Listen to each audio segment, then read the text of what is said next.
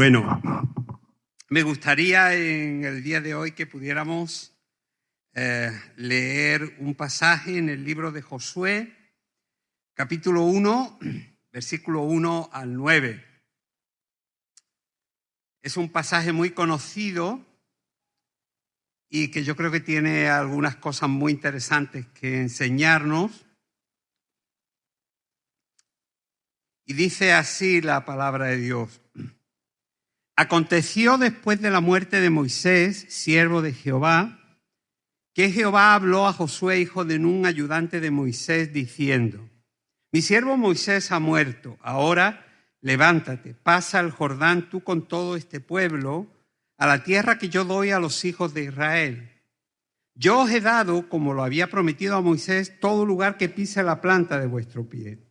Vuestro territorio será desde el desierto y el Líbano hasta el gran río, el río Éufrates, toda la tierra de los heteos hasta el mar grande donde se pone el sol.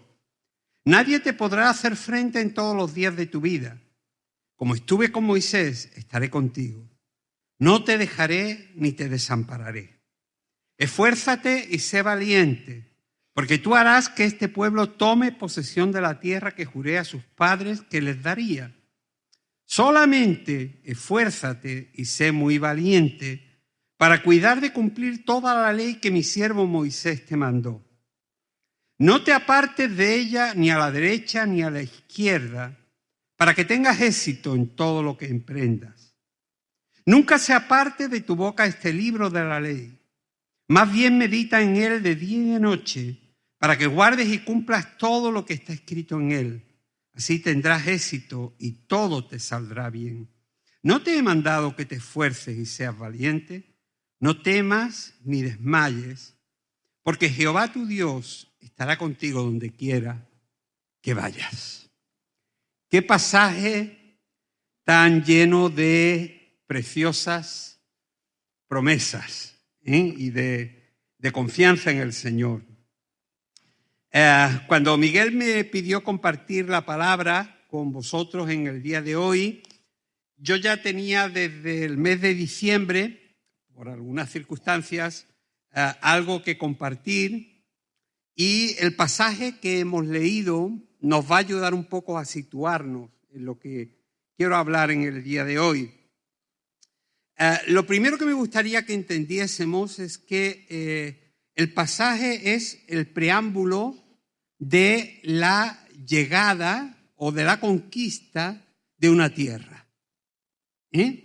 Había una tierra que conquistar, que era la tierra de Canaán, y evidentemente Dios le había prometido que iba a estar con ellos para conquistar esta tierra. Fijaos una cosa muy interesante, y es que la distancia que Israel debía recorrer, si se iba en línea recta desde la tierra de Gosén en Egipto, donde estaban, hasta la tierra de Canaán, era unos 350 kilómetros. Es decir, lo que algunos geógrafos dicen que podía tomar 2 semanas en el ritmo normal de unas caravanas, más o menos unos 30 kilómetros diarios. Y sin embargo, el pueblo estuvo 40 años dando vueltas al macizo del Sinaí y a los 2 desiertos que habían al lado. Hasta que al final llegaron a aquella tierra que Dios les había prometido. Porque, hermano, cuando Dios promete algo, Él lo cumple. Y el pueblo recibió la tierra que le había sido prometida. Este pasaje yo creo que nos viene como anillo al dedo en estas nuevas etapas del principio del año, porque no sabemos todo lo que el año nos va a traer. Y ya en el mes de febrero empezamos a fallar en muchos de los propósitos que hicimos en diciembre o en enero. Ya mucha gente se ha olvidado de los buenos propósitos que se hizo. Porque al final del año Todos decimos, no, yo este año voy a hacer... y cuando ya llega febrero, eso, ¿sabéis con lo que pasa también con los calendarios? Empezamos a leer los calendarios al principio del año y cuando llegamos a febrero o marzo ya parece que ya no son importantes. Fijaos, hermanos, que en este pasaje el Señor le dice a este comandante hebreo que tiene que esforzarse. Esforzarse es ir un poco más allá de lo normal. Es hacer más de lo normal. Es ir una segunda milla. Es avanzar más. Mostrar valentía. No acobardarse. No tenerle temor a los desafíos y enfrentarse a ellos. Esto viene de lujo para un nuevo año. Porque nos van a tocar, hermanos, cosas a las que enfrentarnos y es muy importante que nosotros podamos saber cómo enfrentarnos y que el Señor está, como se ha cantado, está a nuestro lado y nos da la confianza. A mí me gustaría en el día de hoy hablar un poco acerca de una frase de este pasaje que me llamaba mucho la atención y es la importancia, hermanos, de no desviarse ni a derecha ni a izquierda. En otras palabras, es ir siempre hacia adelante. No dejar que nada nos distraiga de nuestra meta. La meta del pueblo de Dios era la conquista de Canaán. Y todo lo que no fuese eso era retrasar el propósito divino de Dios para su pueblo. Porque había una meta y Dios la había marcado. Pero ¿qué es lo que sucedía? Que el pueblo, hermanos, desobedecía, se enredaba, se desviaba, se paraba y al final un recorrido de 15 días se convirtió en 40 años. Eso es grave. Descubrí, hermanos, analizando esta expresión, no te desvíes ni a izquierda ni a derecha, que Dios la empleó a lo largo de la Biblia para hablarle a más de 20 personajes bíblicos. Fijaos. Es decir, y que Dios nos las puede decir a nosotros también. Porque en la vida natural y en la vida cristiana es muy fácil desviarse levemente al principio y terminar muy lejos del punto al que queremos ir. En el último encuentro de la Fraternidad de Pastores de Málaga del año pasado, el presidente de la fraternidad, que es Juanito Johnson, él es sueco, pero nació en España y, bueno, es un tío apañadísimo, ¿no? Nos animaba a todos los asistentes a no dejarnos desviar de las metas que Dios hubiera puesto delante de cada uno de nosotros. Y yo tengo que reconocer que de los presidentes que hemos tenido en la fraternidad, este es el que más se ajusta a eso. Porque otros tiempos, en las reuniones de la fraternidad, nos desviábamos, nos íbamos por aquí y por allí, al final no salíamos con nada resuelto. Pero Juanito se queda en lo esencial y no permite que nos desviemos para que al final se saque aquello con lo que nos hemos comprometido. Y él nos contaba, con mucha sabiduría, un ejemplo real que había leído en un libro escrito en sueco y que le había impresionado mucho. A mí también me impresionó y por eso lo quiero comentar. En la Segunda Guerra Mundial, un médico cristiano con muy buena reputación fue enviado por el Reino Unido para establecer un gigantesco hospital de campaña en el frente de Francia, para poder atender allí a los miles de heridos de la guerra. Aquel famoso doctor llevaba todos los salvoconductos y los permisos para poder cumplir las órdenes que se le habían dado, y contaba además con la ayuda de los dos gobiernos para suministrarle todo lo que necesitaba para hacer un gigantesco sanatorio.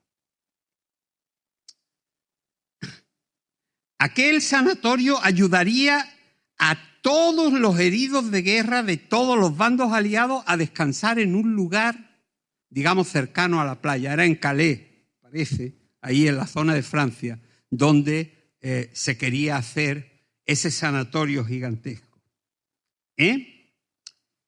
Pero fijaos, este hombre cuenta en su biografía que desde que salió de Londres, debido al enorme reconocimiento del que gozaba, lo iban parando en cada destacamento que llegaba para que ayudase a gente herida o soldados que tenían que ser operados de urgencia.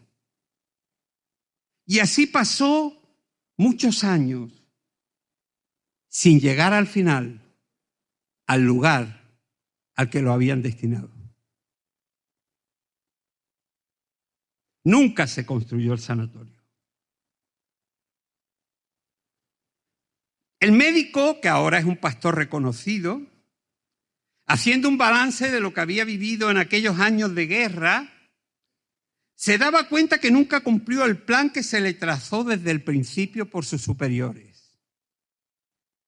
Nunca se estableció aquel lugar desde el que se habría podido ayudar a tantos afectados en la guerra y ayudar a aquellas personas que todavía tenían secuelas de aquella confrontación tan grande. Él se había parado muchas veces, se había desviado muchas veces, pero al final su meta no la llevó a cabo. Él cuenta en su libro, según nos comentaba Juanito, que él decía que es una apología a no desviarnos de aquello que Dios nos ha marcado, que había en él como un sentimiento agridulce. Al terminarse la Segunda Guerra Mundial, dice, por una parte, no se había cumplido el plan inicialmente propuesto y el hospital nunca se construyó. Pero por otra parte se consolaba sabiendo que por donde había ido había estado haciendo el bien. Mientras, en un profundo hueco de su corazón, quedaba el sentimiento de todo lo que se podría haber hecho si se hubiera construido aquel gigantesco sanatorio para los ejércitos aliados.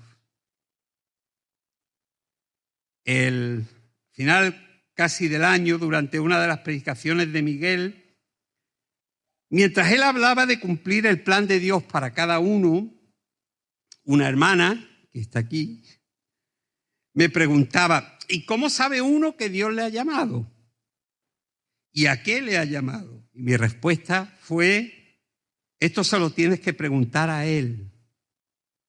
Y cuando lo sepas, tienes que luchar por no desviarte. Porque el llamamiento de Dios era, no te desvíes ni a derecha ni a izquierda. Este capitán médico descubrió que lo urgente no le había dejado realizar lo importante. A veces, hermanos, se nos pueden presentar muchas cosas a las que Dios no nos ha llamado y nos podemos dedicar a ellos. Pero al final, ¿saben lo que puede suceder? Que nunca cumplamos el propósito para el que Dios nos destinó.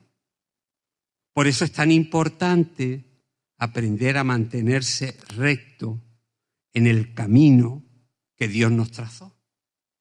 El pueblo tenía que ir desde Gosén a Canaán y no se podía desviar. Fijaos, hermanos, de tal manera que Dios le dice a lo largo del libro de Deuteronomio al pueblo de Israel en varias ocasiones, Le dice, mira, yo no te dejé que pasaras por estas tierras y por estas tierras y por aquellas otras tierras, porque no quería que te entretuvieses. Era muy fácil, hermanos, y es muy fácil entretenernos.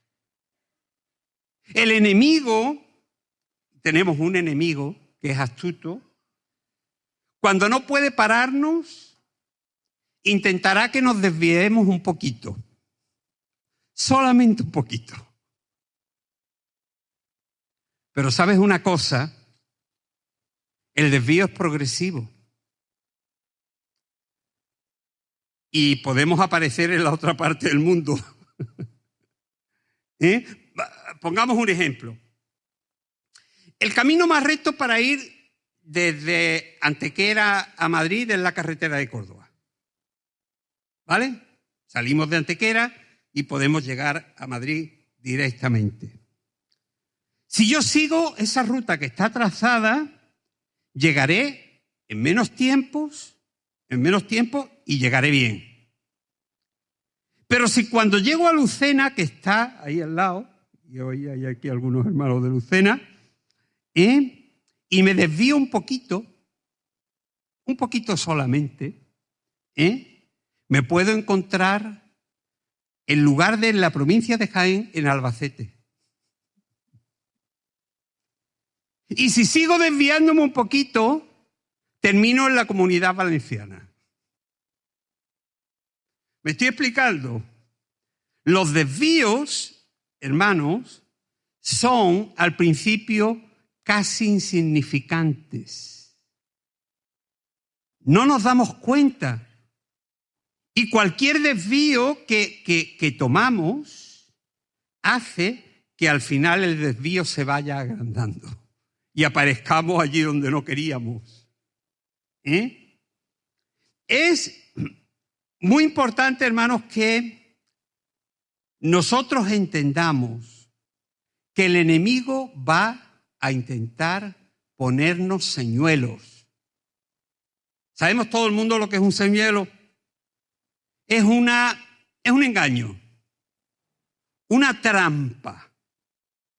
Incluso yo diría que hay trampas de misericordia. Ahora os lo explico. Si el diablo no puede pararte, él va a intentar retrasarte. Recuérdalo. Por eso es importante tener claro a dónde vamos y no desviarnos ni a derecha ni a izquierda. El otro día, estudiando sobre la parábola del buen samaritano,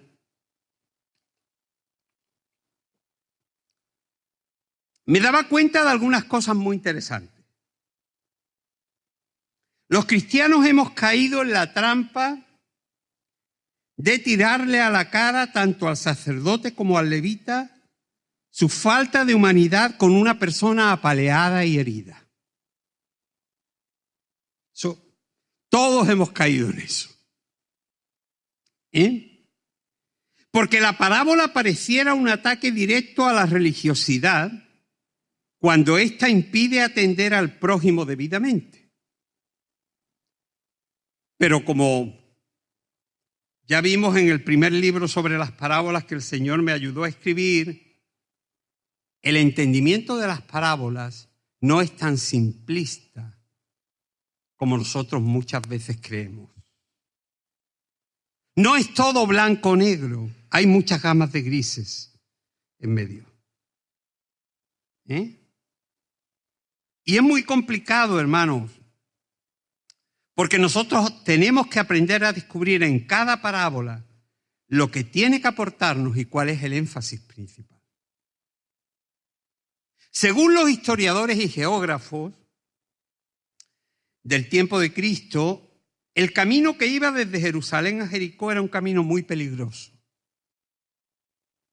Estaba salpicado de muchas ruinas antiguas en las que los asaltantes se escondían fácilmente y era muy peligroso especialmente desde el atardecer.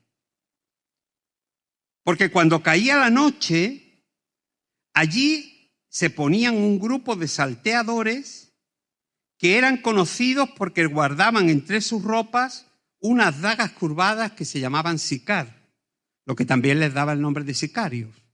Eran gente que luego se contrataban para matar. El asaltado, aquel al que le pegaron la paliza y le robaron todo, fue con toda seguridad atacado durante la oscuridad del atardecer o la noche y estuvo tirado en el camino hasta el amanecer del día siguiente. No es nada sorprendente que los primeros que se encontraran con el pobre hombre fueran un sacerdote y un levita. No es nada sorprendente. Porque el servicio religioso en el templo empezaba antes de las 6 de la mañana. Y ellos fueron los primeros que iban para allá. Cuando todavía era de noche, ya estaba empezando el primer turno del servicio sagrado para los judíos. Los sacerdotes y los levitas tenían asignados unos turnos de servicio muy estrictos y bajo ningún concepto los podían dejar vacantes, porque eso supondría, según las leyes culticas, que podían ser echados del ministerio santo. Un ministerio al que ellos habían sido llamados y que para ellos no solamente era un honor, sino una responsabilidad delante de Dios. Cuando todavía era de noche, el sacerdote y el levita descubren al herido. Algo que por otra parte no era extraño. En ese camino eso se producía continuamente. Pero ambos tenían una función que cumplir en el templo y le dan prioridad a cumplir lo que ellos consideraban su servicio a Dios y al pueblo, porque todo tenía que estar en orden cuando empezase el trasiego del templo a las 6. Y finalmente, equivocada o correctamente, pasan de largo. Hoy a nosotros, hermanos, se nos llena la boca de crítica a ambos, porque además los religiosos de la historia eran la gente contra la que Jesús dirigió muchas de sus parábolas. Se nos llena la boca, pero ni uno ni otro, hermanos, tenía tiempo material para pararse, ya iban tarde. Y no los estoy justificando. Quiero que quede muy claro que no los estoy justificando. Estoy analizando la situación para que entendamos que las cosas no son siempre tan blancas o negras, sino que hay muchas gamas intermedias de grises que nos hacen ver las cosas con otra reflexión. Y fijaos, hermanos, la verdadera enseñanza es que por allí pasó un viajante samaritano que no iba al templo de Jerusalén, porque él tenía su propio templo en el monte Gerizim. Y tuvo misericordia del herido y lo ayudó. Esa es la verdadera e importante enseñanza de la parábola. La actitud de aquel que entendió que aquel hombre era su prójimo. Nosotros hemos convertido la parábola en una crítica a aquellos que no hicieron en lugar de quedarnos con el valor del que se hizo. Es como muchas veces nos pasa en la iglesia, que podemos llegar a la situación en la que estamos en un culto y echamos a notar que falta alguien. Y en lugar de gozarnos por los que están, estamos afectados por los que no vinieron. Y dice, hermano, disfruta de los que tienes. Es decir, gózate con los que están. Los que no vinieron se lo perdieron, por las razones que sean. pero tú disfruta de lo importante. Y el énfasis de la parábola es que hubo alguien que hizo lo que debía hacer. Lo que quiero decir, hermanos, es que sin querer justificar a nadie, una vez que nosotros sabemos lo que Dios nos pide, a dónde nos quiere llevar, el trabajo que nos ha encargado, no debemos dejarnos distraer de la meta que el Señor ha puesto ante nosotros. Porque podemos caer en trampas piadosas, como cayó aquel médico. Por todas partes le salían enfermos a los que atender y él sabía cómo ayudarles. Pero él no había sido mandado a eso. Él había recibido una orden para algo mucho mayor. ¿Y qué es lo que sucede, hermano? Que el enemigo te puede engañar, te puede poner un señuelo y distraerte de tu meta y no dejarte llegar a donde Dios te ha llamado. Porque Dios tiene para ti algo mucho más grande y tú te estás conformando con algo mucho más pequeño. Por eso, hermanos, es tan importante entender el valor de no desviarnos ni a derecha ni a izquierda, sino ir siempre hacia adelante. Porque eso dice la palabra de Dios en el libro de Josué capítulo 1, donde hemos leído que nos garantiza el éxito de nuestra empresa. Dice, entonces, si haces esto, tendrás éxito y tu camino prosperará, o como dice otro texto, y todo te saldrá bien. Bueno, yo no sé si todo saldrá bien, Vamos a ser realistas. Van a seguir habiendo problemas, pero tú vas a saber que estás cumpliendo el plan de Dios y que estás metido en el plan de Dios. Estás haciendo lo que Dios te ha pedido. Y si estás haciendo lo que Dios te ha pedido, hermano, entonces puedes estar tranquilo de que estás cumpliendo su voluntad. Hay que cuidar mucho de no dejarnos distraer de la meta que Dios ha puesto delante de nosotros.